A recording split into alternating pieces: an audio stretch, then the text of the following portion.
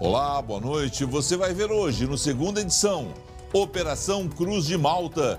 Carros de luxo, barcos e imóveis. A polícia confisca cerca de 7 milhões de reais em bens de uma família que há mais de 60 anos explorava jogos de azar no Vale do Paranhana. Caso Bernardo, Ministério Público recorre das sentenças para aumentar as penas. Juíza de Três Passos concede entrevista aos nossos repórteres contando os bastidores das 50 horas de julgamento. Sucilene Verli, a mulher no comando do júri que chamou a atenção do país, avalia o trabalho durante o processo e a condenação dos 4 réus. 5 anos depois da Copa, graças à doação de empresas e pessoas físicas, Trincheira da Cristóvão Colombo é finalmente aberta na capital para a passagem de carros. A mestra com carinho. Professora recebe homenagem emocionante em hospital onde faz tratamento contra o câncer.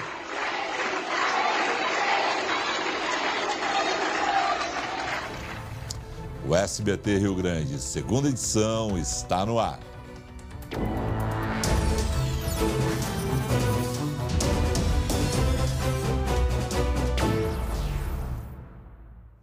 Seis décadas depois, a polícia confiscou hoje quase 7 milhões de reais em bens de exploradores de jogos de azar em Taquara, aqui no Vale do Paranhana.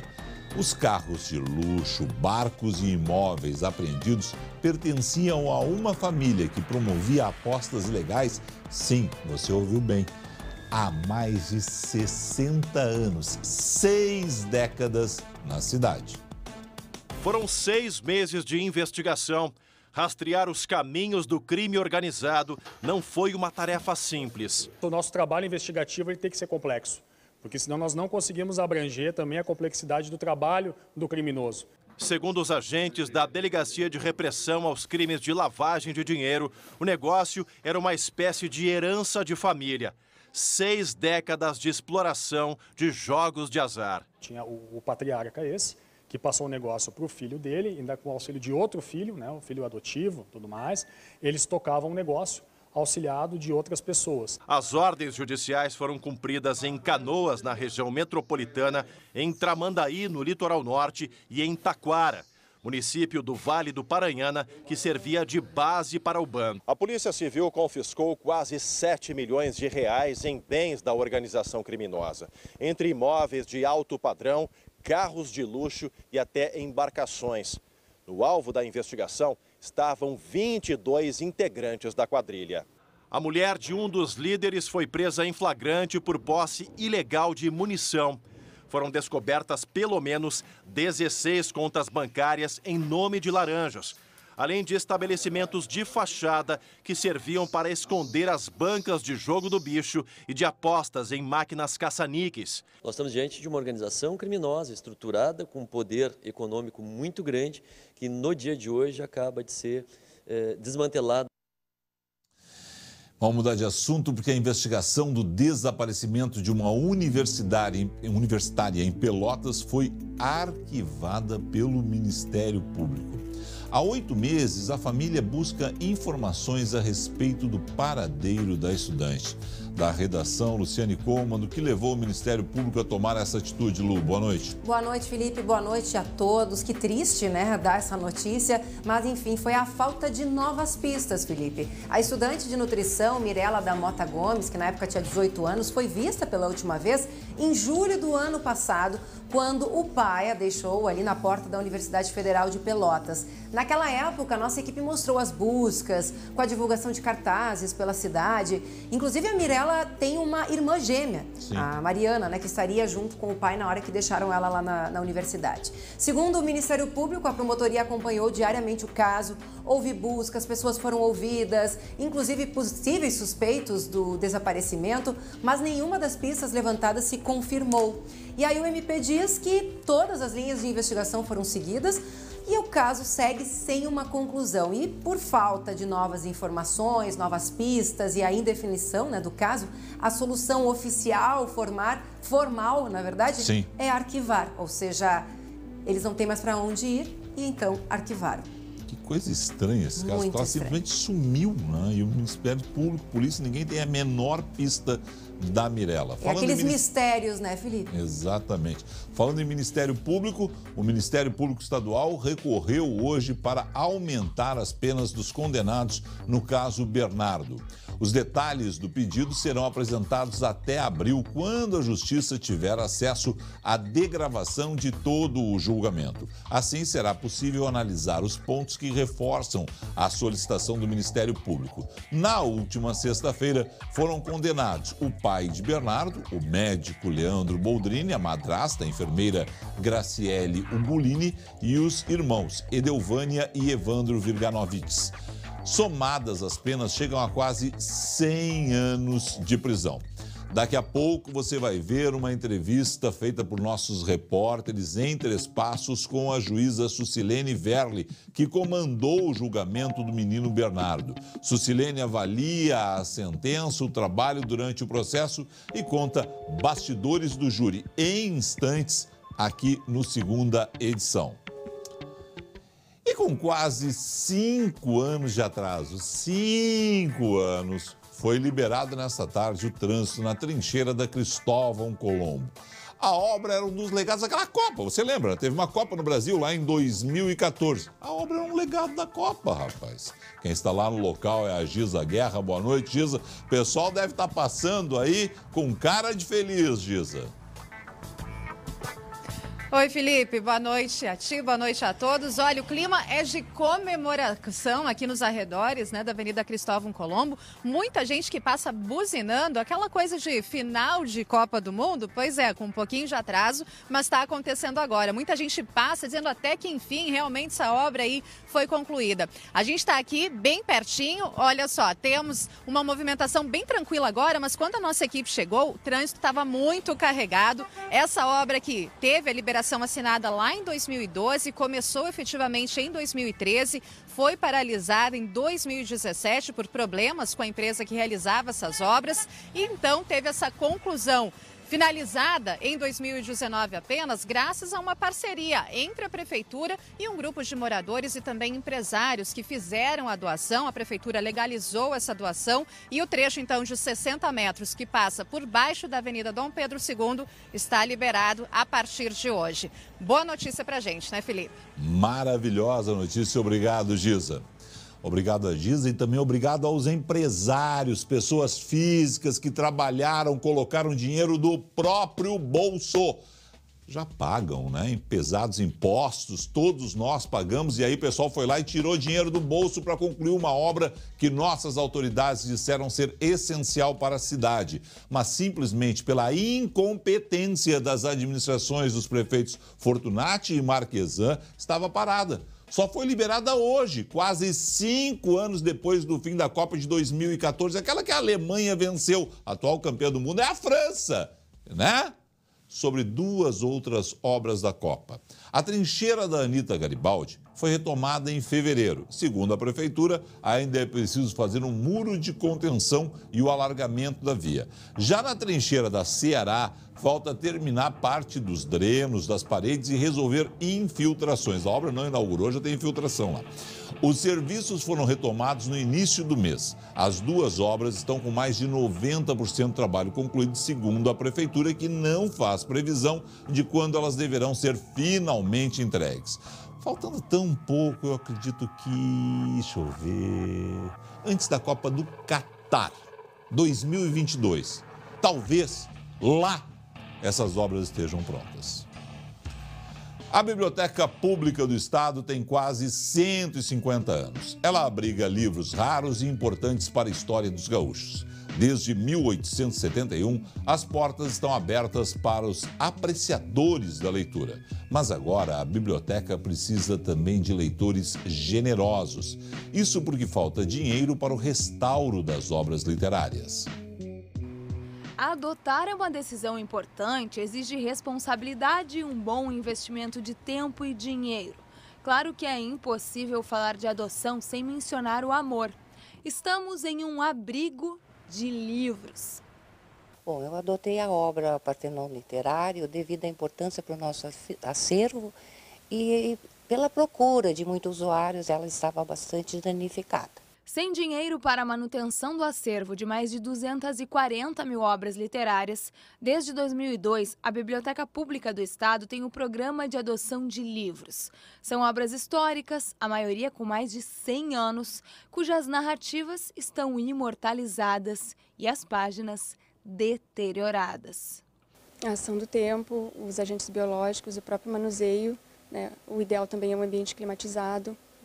Recentemente, o prédio passou por reformas e foram instalados dutos, mas não há dinheiro para comprar os equipamentos. O valor da restauração varia conforme o tamanho e a situação do livro. O orçamento é feito pela equipe da biblioteca, que oferece opções conforme a disponibilidade financeira do interessado. O processo de conserto dura em torno de 2 meses. Depois de pronto, o livro volta à prateleira. E assim como a história que tem aqui dentro, o nome do benfeitor também é eternizado. No ano passado, apenas 10 obras foram adotadas. Cerca de 80 precisam de restauro urgente. E aí, já pensou em fazer a diferença para esses órfãos? Gente, quem puder adotar o livro é importante, é a nossa cultura que lá está deteriorando. Mais informações pelo telefone 3225-9619, 3225-9619. Adote um livro. Caso Bernardo. Depois dos 5 dias em que a população gaúcha acompanhou atenta o júri em Três Passos na semana passada, a nossa repórter Francine Boijink voltou à cidade hoje e entrevistou nesta manhã a juíza responsável pela sentença dos réus. Nesse caso, como eram muitas testemunhas, a gente já previa que ia demorar tanto em razão disso. Inicialmente, a gente previa em torno de 6 a 7 dias e depois a gente, considerando as desistências das testemunhas, a gente já imaginava, desde o início, que pela sexta-feira terminaria. Mas é diferente só por isso, em razão do número de testemunhas, número de réus, número de defesas. Nós temos vários processos com tantos volumes quanto. Não crime, mas outros processos que a gente pega só no final, a gente pega só para sentenciar. Então, a gente já está acostumado com isso, sabe? Pega um processo, traz todos os volumes aqui para dentro, vamos estudar. Então, não tem esse tratamento diferenciado por causa disso. Você pega do começo ao fim, olha o que os colegas anteriores decidiram, os pedidos, decisões, o que o tribunal entendeu e segue normalmente. Os jurados reconheceram várias qualificadoras. Essas qualificadoras foram utilizadas para mudar dentro desse mínimo e máximo. Então, sempre com base na lei e fazendo, claro, analisando o caso concreto. Ali, principalmente na culpabilidade, houve uma diferença, na personalidade, houve uma quantificação na pena. Então, sempre olhando os dados que tem no processo. Eu fiquei muito feliz com o resultado, porque o que me chamou realmente a atenção foi o espírito de colaboração de todos os envolvidos. Então, a minha equipe é sensacional. Eu falo assim, sempre falo que nós somos uma baita equipe, é a expressão que eu uso. E eles se mostraram, eu estava tranquila, todo mundo fala assim, você estava bem tranquila. Eu estava tranquila porque eu sabia que os bastidores estavam sendo bem levados por toda a equipe. É um caso que causou tanta comoção na cidade e a própria comunidade também colaborou, não teve nenhum tipo de confusão na frente do fórum, todo mundo colaborou muito. Parabéns à doutora Sucilene e à equipe dela, ao Ministério Público do Rio Grande do Sul. Dentro do que a lei brasileira permite, foi feita justiça. Eu queria mais pena para esse pessoal. Voltamos daqui a pouco para contar a história dessa homenagem na Serra.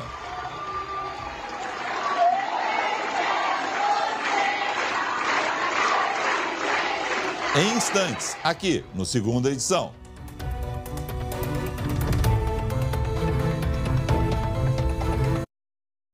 SBT Rio Grande, Segunda Edição.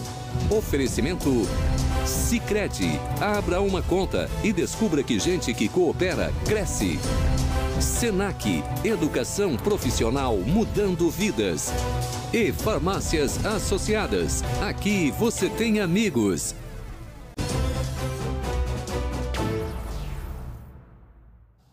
Uma professora de Bento Gonçalves luta contra um câncer agressivo. Desde fevereiro, o hospital onde ela faz tratamento se tornou a casa dela. Ontem, ela completou 49 anos e recebeu um presente emocionante e, com certeza, inesquecível. Ela é magrinha e carrega nos pulsos os acessos para receber medicação 3 vezes por dia. Quem vê a Ivanete não imagina a força que tem nesse corpo. Eu não me permiti sentar e chorar, e não vou. Foi com essa força que ela encarou o diagnóstico de leucemia. Eu acho que a gente tem que lidar com um dia de cada vez. E com essa energia conquistou alunos durante os 15 anos em que é prof, como ela mesma se refere à profissão. O resultado? Uma surpresa de tocar o coração.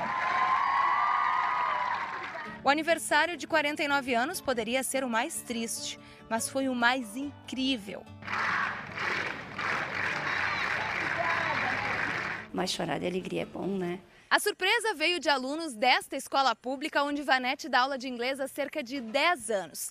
A ideia de ver a professora no dia do aniversário surgiu entre os funcionários, mas assim que souberam, os alunos fizeram questão de participar. E assim, o que era para ser uma visita entre poucas pessoas se tornou uma multidão.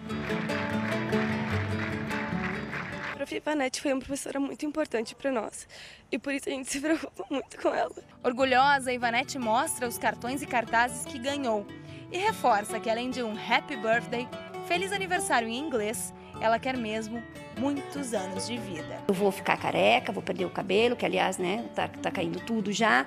Eu disse... É só isso. Eu disse, daqui a 3, 4 meses eu tenho cabelo, daqui a 3, 4 meses eu tô fora daqui.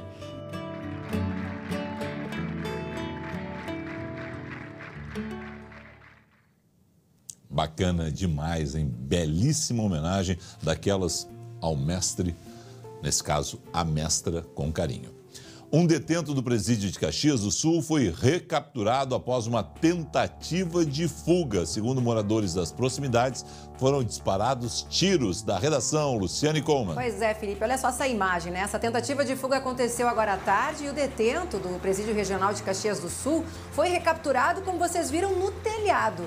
E aí os agentes tiveram que usar uma escada para retirar ele de lá. Testemunhas disseram que ouviram disparos de tiros, mas ninguém ficou ferido. A fuga aconteceu ali por volta das 2 da tarde e ele foi preso novamente cerca de 1 hora depois, ou seja, agiram rápido os agentes. Parabéns a eles. E a polícia procura um casal que assaltou lotação na zona sul de Porto Alegre. Os bandidos se fingem de passageiros, Lu? Pois é, se fingem tanto de passageiro, Felipe, que olha só, eles entram e aí o jovem que está ali com a namorada, a parceira de crime, vai ali e paga a passagem para os dois. Olha só. Ai, pois é. O casal vai, como que não quer nada, senta lá no fundo e depois de 5 minutos se levantam e aí anunciam um assalto, né? A gente vê que logo em seguida que o rapaz está portando uma arma, então ele ameaça todo mundo, inclusive o motorista, e ela vai recolhendo os objetos, celulares, dinheiro, né, de todos. E aí a lotação para, eles desembarcam.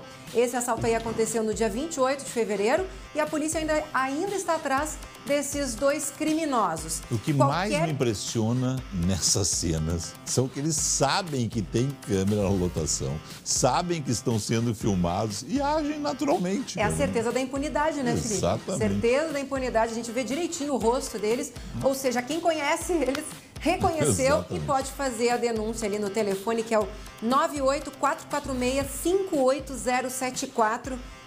Código de área 51, o telefone está aí na tela. Pelo WhatsApp dá para fazer essa denúncia desse rapaz e também da jovem que está com ele, né? Que dá para ver e reconhecer perfeitamente o rosto dos dois. Bom, Lu, verão está indo embora, está chegando o outono. Como vai ser a despedida do verão, a chegada do outono? Olha, Felipe, nas próximas horas a gente começa já a ter aí a chegada de um ar mais gelado, um vento sul, tanto é que a madrugada vai ser mais fresquinha, viu? O outono começa amanhã às 6h58 da tarde. Até lá, as últimas horas de verão vão ser de muita umidade e nuvens. Tem chance até de chuva esparsa, mas coisa fraca. Teremos também o ingresso de intenso ar polar e por isso a temperatura cai bastante ao longo do dia. As máximas não ficam muito altas, não ficam baixas. Ali em Caxias do Sul, olha só, não passa de 19 graus.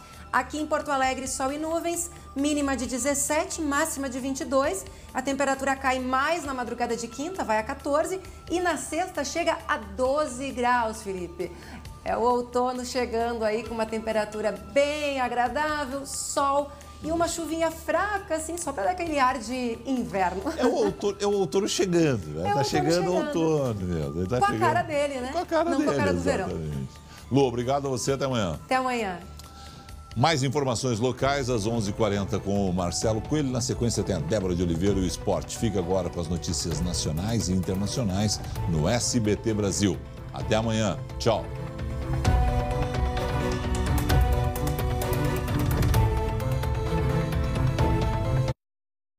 SBT Rio Grande, segunda edição. Oferecimento Sicredi. Abra uma conta e descubra que gente que coopera, cresce. Senac, educação profissional mudando vidas. E farmácias associadas. Aqui você tem amigos.